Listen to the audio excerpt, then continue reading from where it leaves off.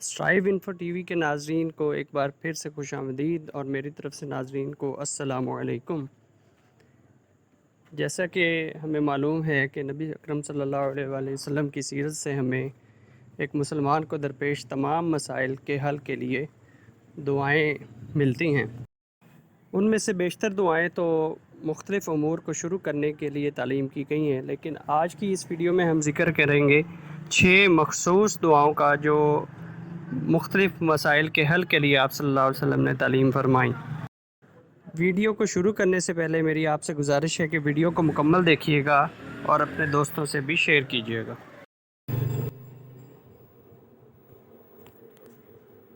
صحیح بخاری سے بخشش کی ماخوذ دعا۔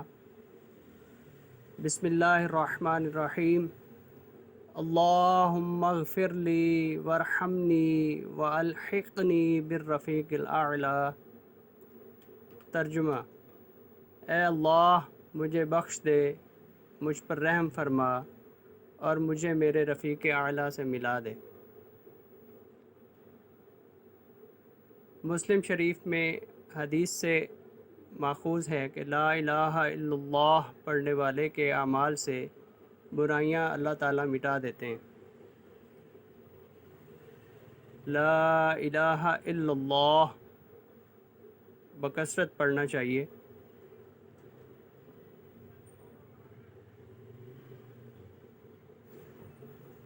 ترمذی میں حضرت صلی اللہ علیہ وآلہ وسلم کی ایک حدیث پاک ہے کہ بندہ جب ان الفاظ سے توبہ کرتا ہے تو اللہ تعالیٰ اس کے گناہ بخش دیتے ہیں۔ رب اغفر لی وتب علی انک انت التواب الغفور۔ ترجمہ: اے میرے اللہ میری توبہ قبول فرماتے ہوئے مجھے بخش دے، بے شک یقیناً تو ہی توبہ قبول کرنے والا اور بخشنے والا مہربان ہے۔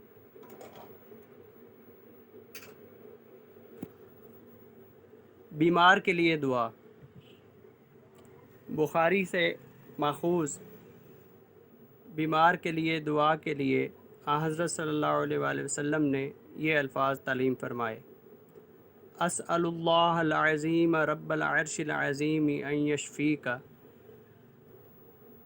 ترجمہ: عرش عظیم کے مالک اے عظمت والے اللہ، میں تجھ سے سوال کرتا ہوں کہ اس کو شفا عطا فرما اور اس کو عافیت بخش۔ جب کسی کو کسی موذی مرض، جانور یا دشمن کا خوف ہو تو یہ آیت بکثرت پڑھے: صم بکم عمی فہم لا یرجعون۔ سورۃ البقرہ آیت نمبر 18۔ صم بکم عمی فہم لا یرجعون۔